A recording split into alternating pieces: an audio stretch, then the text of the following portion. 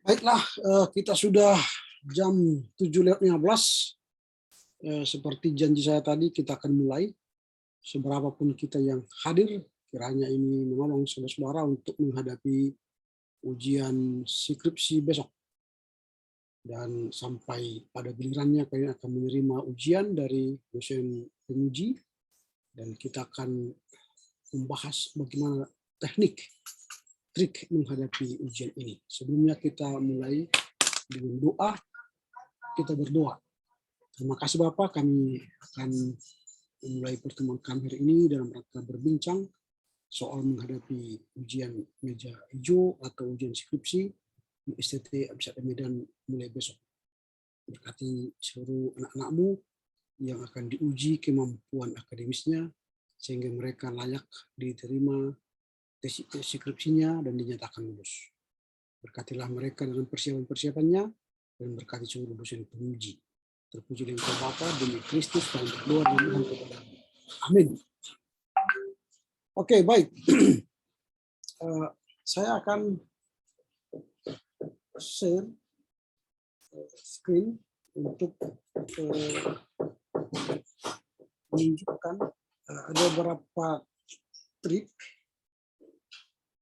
ya, atau tips menghadapi ujian skripsi. Tentu ini tidaklah yang terbaik tentunya, tetapi ini akan menolong saudara-saudara nanti dalam rangka menghadapi ujian ini ya. Ini teknik ya.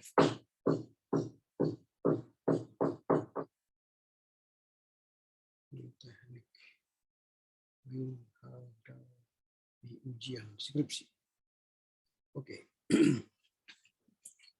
Jadi ada beberapa langkah yang harus kita lakukan dalam rangka menghadapi ujian skripsi.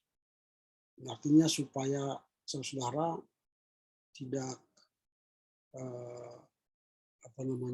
kewalahan atau belum panggung gugup dalam menghadapi ujian skripsi mulai besok ya.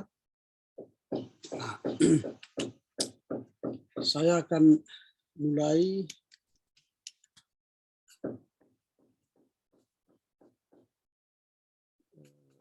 yang pertama ya.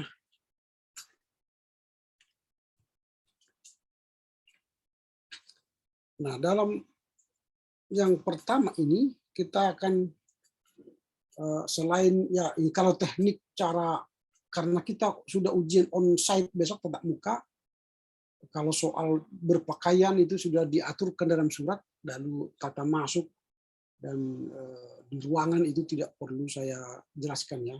Saya hanya jelaskan bagaimana saudara mempersiapkan diri menghadapi pertanyaan-pertanyaan dosen dan mempertahankan defense skripsimu ya.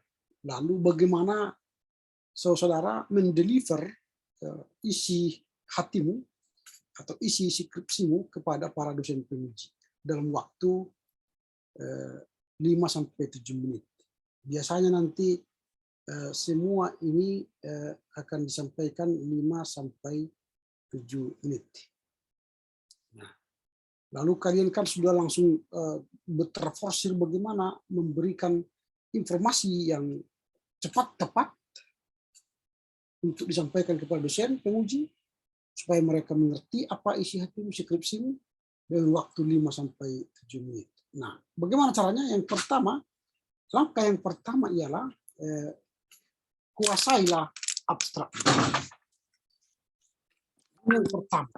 Jadi harus benar-benar kamu menguasai abstrakmu. Saya sudah sampaikan kepada kalian bahwa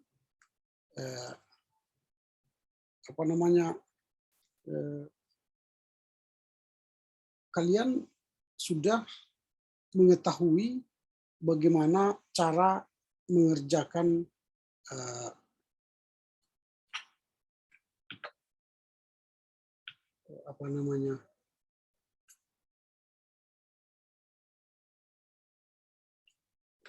abstrak itu ya. Nah, apa itu abstrak? Nah, jadi abstrak itu seperti yang saya sampaikan di pembimbingan kita, terdiri dari 3 bagian. Yang pertama itu pada bab 1 berbicara why. Artinya ini apa alasan kita menulis skripsi. Why? Mengapa? Nah, jadi kalian sudah harus kuasai mengapa kalian menulis skripsi itu. Judul kalian kan sudah kalian hafal. Kalian yang menentukan judul, lalu tentu mengapa kamu menulis itu? Apa alasan yang mendorong kamu secara akademis menulis skripsi? Nah, misalnya saya menulis tentang penderitaan Paulus. Nah, saya menarik perasaan saya, perhatian saya. Kenapa sih Paulus mengalami penderitaan? Padahal dia seorang tokoh besar yang sudah bertobat lalu menyerahkan diri kepada Yesus. Tapi dia banyak mengalami penderitaan, baik penderitaan fisik atau penderitaan rohani. Pergumulannya panjang. Nah, mengapa? Nah, itu makanya saya menulis skripsi ini. Mengapa Paulus menderita? Di penderitaan Paulus, tinjauan entah apa begitu. Itu alinea pertama. Lalu alinea kedua adalah how. How ini bicara soal metodologi penelitian. Nah, jadi kalau misalnya tadi judulnya penderitaan Paulus, tadi sudah kita mengatakan apa alasan kita memilih judul itu dan apa pergumulan akademis yang akan kita bongkar di sana. Lalu kita katakanlah dalam menjawab pertanyaan kegundahan saya soal penderitaan Paulus itu, maka saya menggunakan metodologi kualitatif. Kalau ingat ya, kualitatif berarti dia wawancara. Atau metodologi kuantitatif, itu angket. Jadi kalau kita pilih misalnya kualitatif, maka metode pengumpulan datanya saya gunakan dengan wawancara dan wawancara mendalam. Lalu saya narasikan untuk mencari kebenaran ilmiah. Kalau kuantitatif, saya menyebarkan angket kepada 50 orang. Dari sekian responden, saya ambil sampelnya sekian orang. Karena ini kuantitatif, maka saya buat mencari data kebenaran melalui angket. Itu alinea kedua. Dan alinea ketiga adalah result. Ini berbicara hasil. Nah, penelitian ini, dengan melakukan penelitian terhadap penderitaan Paulus, saya menemukan hasil. Hasilnya ialah penderitaan Paulus itu ternyata disebabkan beberapa faktor. Yang pertama, karena dia menyatakan kebenaran. Yang kedua, dia melakukan tindakan-tindakan yang melawan kebiasaan normatif masyarakat. Ketiga, dia melawan para pimpinan agama. Keempat, banyak itu. Itu kesimpulan dari penelitian kita. Lalu saran saya dalam penderitaan Paulus, maka satu, kita harus menderita dalam rangka memikul salib Kristus. Nah, itu contoh abstrak. Nah, kuasailah itu.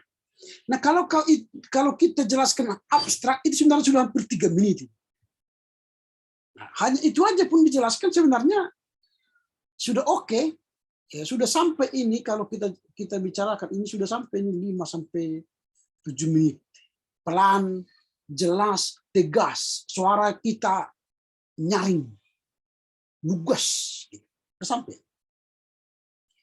Nah, tentu kalau kita sudah sampaikan abstrak dengan baik dan terang, udah cukup, maka penguji akan senang. Nah, lalu dia akan mulai bertanya. Penguji pertama, penguji kedua nanti akan mulai bertanya kepada kalian, mendalami skripsi itu. Nah, untuk pendalaman skripsi itu, maka nanti kuasailah kesimpulan. Nah, kesimpulanmu itu adalah jawaban atas pertanyaan penelitianmu ini, rumusan masalah. Kalau ada misalnya di sini 3 pertanyaan, maka jawaban singkatnya ada di kesimpulan. Nah, ketika kamu menjelaskan abstrak ini, sebenarnya kan kamu sedang menjelaskan kesimpulan. Nah, lalu ketika nanti penguji bertanya lebih dalam terhadap apa yang kau telah sampaikan tadi di abstrak ini, maka dia akan mulai mendalami. Oh, begitu rupanya skripsimu. Maka dia tanya, apa kesimpulanmu? Nah, baru jelaskanlah kesimpulanmu. Kesimpulan itu, ingat, bukan isi ringkas dari skripsimu, tapi jawaban pendek terhadap 3 pertanyaan atau 4 pertanyaan atau apapun pertanyaanmu pada rumusan masalahmu di bab 1 itu. Maka langkah ketiga setelah menguasai abstrak dan kesimpulan, kuasai rumusan masalah. Pertanyaan penelitianmu itu harus kau kuasai. Mengapa Paulus menderita? Apa yang menyebabkan Paulus menderita? Lalu bagaimana Paulus menghadapi penderitaan? 3 itu kuasai. Lalu mengapa Paulus menderita? Jawab nanti di bab 3 atau bab 4. Yang menyebabkan Paulus menderita Allah, tadi sudah saya katakan, panjang lewat uraikan itu. Lalu bagaimana cara Paulus menghadapi penderitaan? Bagaimana cara Paulus menghadapi penderitaan? Bla bla bla bla. Itu kau jelaskan. Lalu kalau sudah dijelaskan rumusan masalah dengan baik dan kamu sudah mengetahui rumusan masalahmu, untuk menghadapi atau menjawab ketiga pertanyaan ini, butuhlah metodologi penelitian. Tadi di bab 2 ini sudah kau jelaskan sebenarnya ini. Tapi ringkas. Nanti dosen penguji akan mengejar metodologi penelitianmu.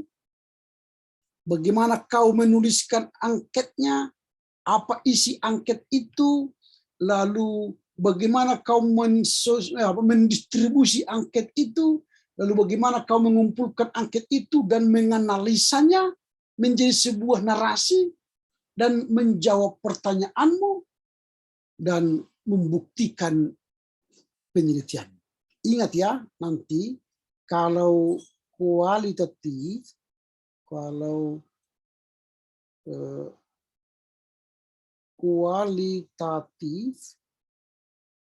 saya katakan tadi alat penelitiannya adalah ini wawancara. Kalau kuantitatif ini angket. Ini ya. Lalu kalau kualitatif dia tidak pakai hipotesa, tapi kerangka konseptual. Tapi kalau dia kuantitatif, dia pakai hipotesa. Nah, jadi nanti ini harus dikuasai ini metodologi penelitian kalian ini. Supaya ketika bicara tentang metodologi penelitian ditanya, kamu pakai metodologi apa? Kuantitatif, berarti angket. Di sini jelaskanlah nanti jumlah populasi. Di sini ada sampel, lalu rumus yang menyelesaikan persoalan itu, hafal itu nanti. Apa rumus yang kau gunakan? Lalu bagaimana ini kan rumus, bagaimana analisa, lalu sampai pada temuan. Ini harus dikuasai. Nah, kalau dia kualitatif, wawancara, nanti dijelaskan di sini apa pertanyaanmu, pertanyaan penelitian kepada wawancara itu. Lalu bagaimana analisa wawancara itu, kan kau buat nanti narasinya, sehingga dia menjadi sebuah hasil penelitian wawancara, dianalisa, baru masuk kepada temuan. Ini kalau kualitatif. Nah, jadi di metodologi penelitian ini harus kau kuasai. Karena nanti penguji akan bicara metodologi penelitian. Dan yang terakhir ialah kuasailah hasil penelitianmu pada bab 4. Karena di bab ini akan kau bicarakan nanti relevansi atau implikasi. Nanti kan pertanyaannya apa refleksi skripsimu ini? Coba jelaskan. Kau harus kuasai. Karena itu juga sudah kau sampaikan di bab alinea ketiga di abstrakmu. Sebenarnya sudah kau tahu kata petunjuknya, tinggal mengembangkan. Lalu nanti apa implikasi penelitianmu ini bagi kekristenan sekarang? Sudah gampang menjawabnya. Lalu sudah bisa kau lihat bab 4. Nah, kelima hal ini kalau sudah dikuasai, saya yakin kalian akan tenang menjawab pertanyaan-pertanyaan dosen penguji. Nah, inilah dulu beberapa trik ya atau tips menghadapi ujian skripsi besok. Jika ada pertanyaan, dipersilakan. Ada pertanyaan? Izin Pak. Ya, silakan. Silakan. Terima kasih Pak. Yang ingin saya tanyakan di sini, saya tertarik mengenai penjelasan Bapak pada metodologi penelitian. Karena saya sendiri skripsi saya biblika Pak. Kebetulan saya tidak melakukan wawancara ataupun tidak menyebarkan angket. Nah, bagaimana caranya bagi yang melakukan library research atau melalui kepustakaan untuk mempertahankan metodologi penelitiannya, Pak? Mungkin itu yang ingin saya tanyakan, Pak. Terima kasih. Nah, nanti kalau kita melakukan, berarti itu kan kualitatif ya? Metodologimu kualitatif ya, David? Iya, Pak. Kualitatif, Pak. Nah, katakan bahwa saya melakukan metodologi yang saya gunakan ialah kualitatif dengan metode pengumpulan data kepustakaan atau penelitian kepustakaan. Nah, jadi dalam metode kepustakaan tentu kamu meneliti dokumen. Nah, dalam melakukan penelitian ini saya lakukan dengan cara metodologi kualitatif dengan metode pengumpulan data melalui kepustakaan. Dan saya meneliti dokumen-dokumen, ya, dokumen-dokumen itu seperti buku, jurnal, apalagi skripsi, apalagi artikel, apalagi bahan seminar.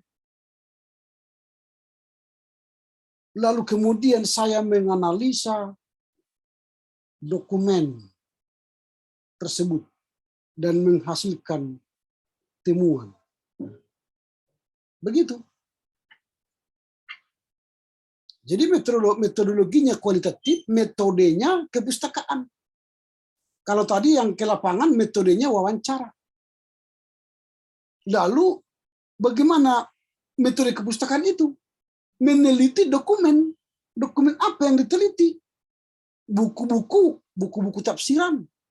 Kemudian buku atau jurnal, skripsi, artikel, bahan seminar, bahan kuliah. Lalu saya analisa buku-buku itu, dokumen itu. Lalu saya menemukan hasil penelitian saya. Nah, ini metodologi.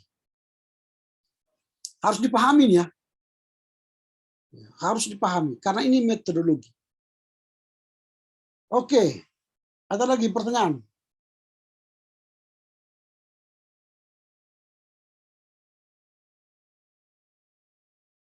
Ada? Semua sudah mengerti?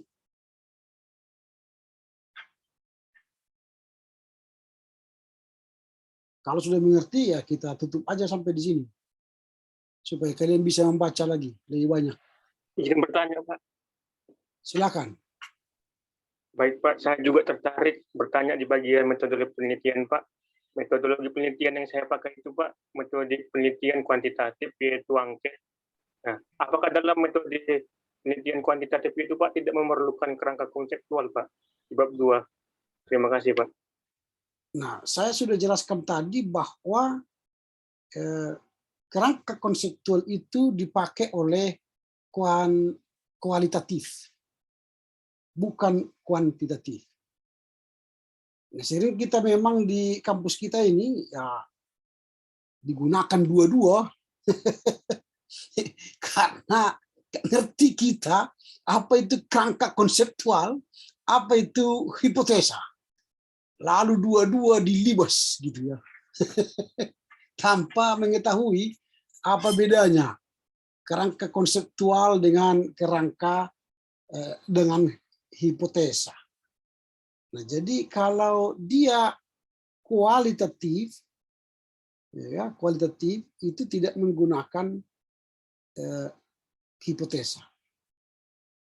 Nah, jadi makanya tadi saya katakan kualitatif ini, ya, kualitatif ini saya bagi lagi ke sini, dia itu nihilisme.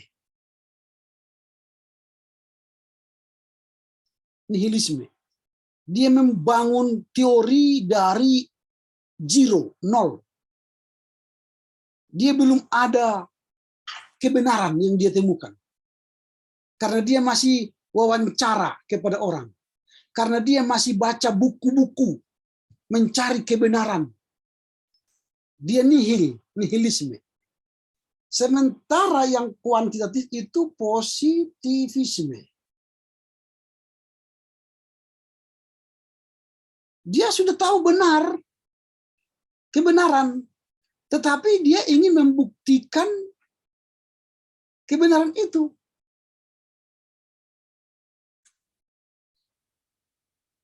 Wah, ini pertanyaan siapa ini?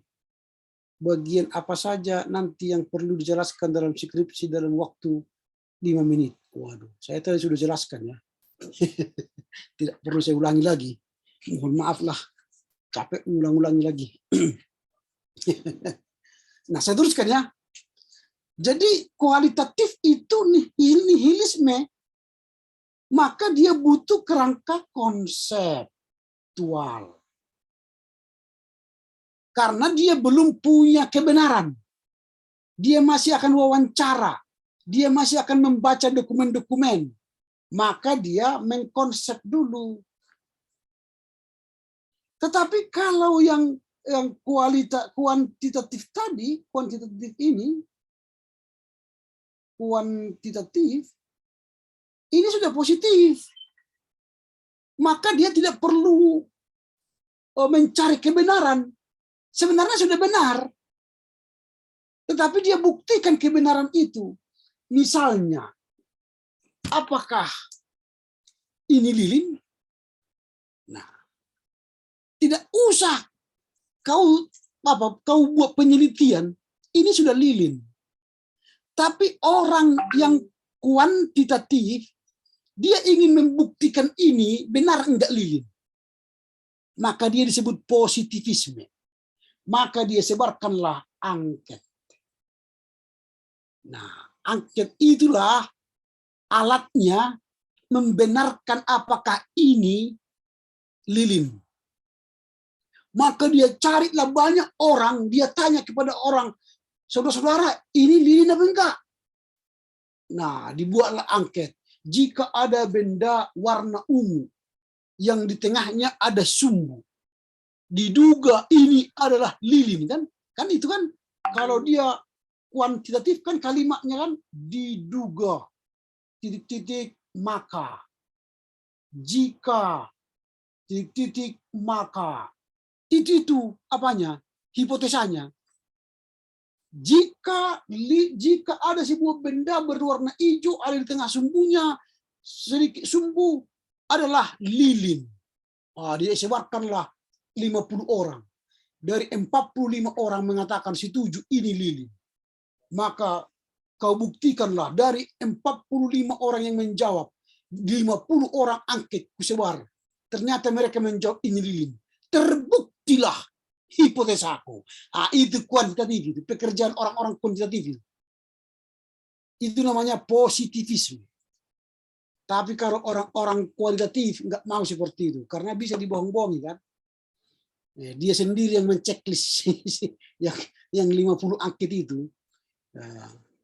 Karena dia nggak pergi ke lapangan, hanya pulpennya berganti-ganti kan warnanya. Tulisannya mereng-mereng gitu kan. Hanya tinggal centang-centang. Setuju, sangat setuju, tidak setuju, sangat tidak setuju kan, itu aja kan, centang-centang kan. Anak kecil pun bisa menyentangnya kan. Tapi kalau kualitatif nggak bisa dicentang. Dia harus tanya, menurutmu apa itu lilin? Lilin itu adalah sebuah alat yang terbuat dari ini, ada di tengah-tengahnya ada sumbu, lalu kalau dibuat ada api maka dia menyala. Menurut si Poltak, lilin itu adalah, itu makanya dia mengkonsep dulu nihilisme. Gitu ya. Jadi mengerti ya yang saya maksud ya? Mengerti, Pak. Nah, jangan besok kali ditanya penelitian meteorologimu, bingung kau kan. Nah, makin disasar nanti kau dibarbarkan, dibab. Oke, ada lagi pertanyaan? Sedikit lagi bisa, Pak? Oke, silakan. Saya ingin bertanya di bagian tata cara ketika meja hijau nanti, Pak. Tentu akan banyak pertanyaan yang kami dapatkan. Yang ingin saya tanyakan, bagaimana etika menjawab pertanyaan dosen penguji yang benar, dan apa saja sebenarnya yang harus dihindari oleh mahasiswa meja hijau ketika menghadapi dosen penguji.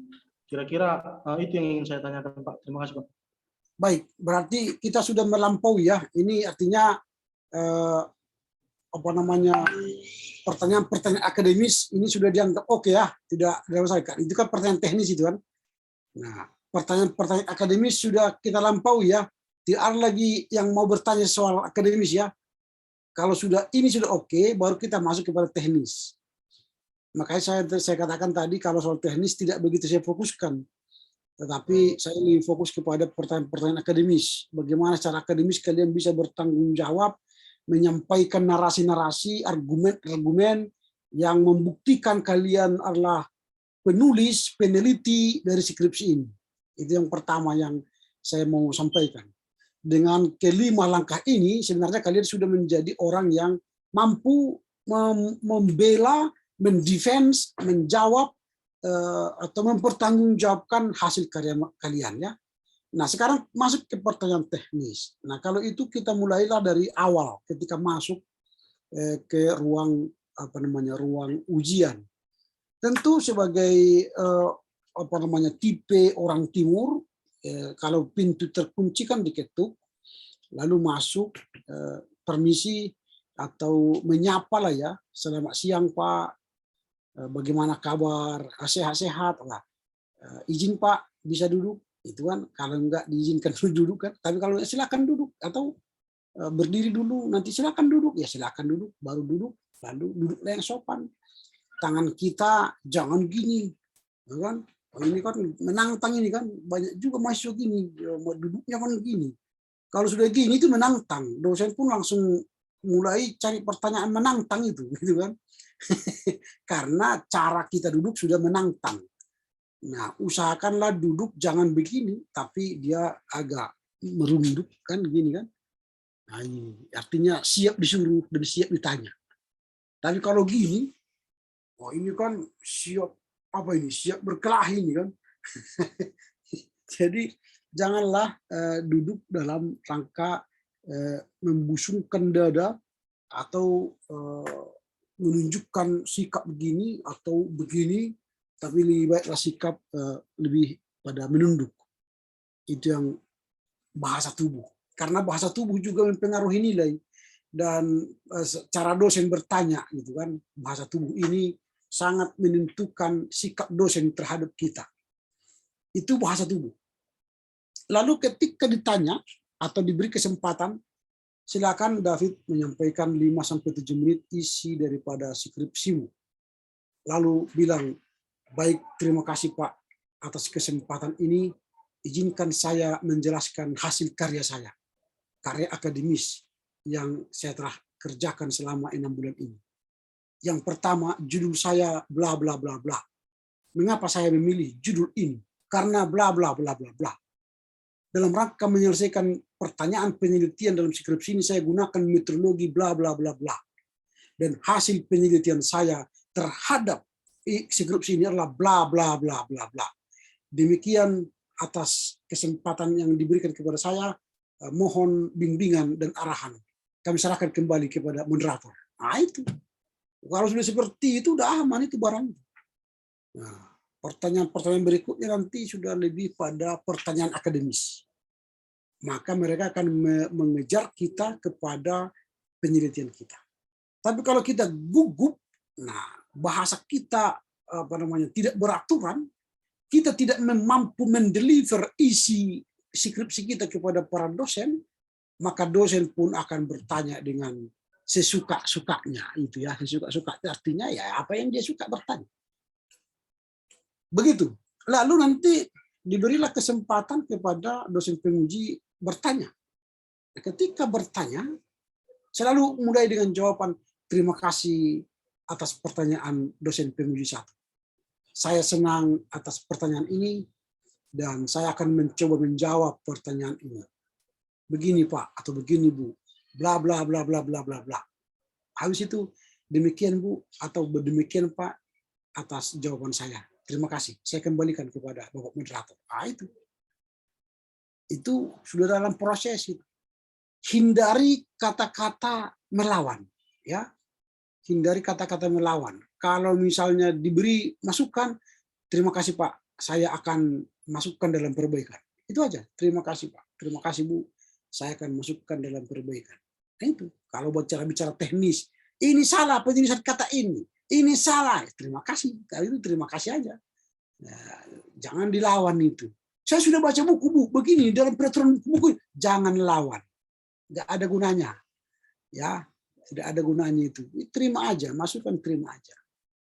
Nah lalu setelah itu ketika diskusi pertanyaan sudah mulai berakhir, maka ucaplah terima kasih. Terima kasih Bapak Ibu dosen penguji, Bapak moderator yang telah menguji saya pada hari ini atas perkenanannya. Kiranya Tuhan memberkati Bapak Ibu dosen. Nah, udah. Kalau disuruh kita menutup dengan doa, doakanlah para dosen penguji. Nah habis itu salaman.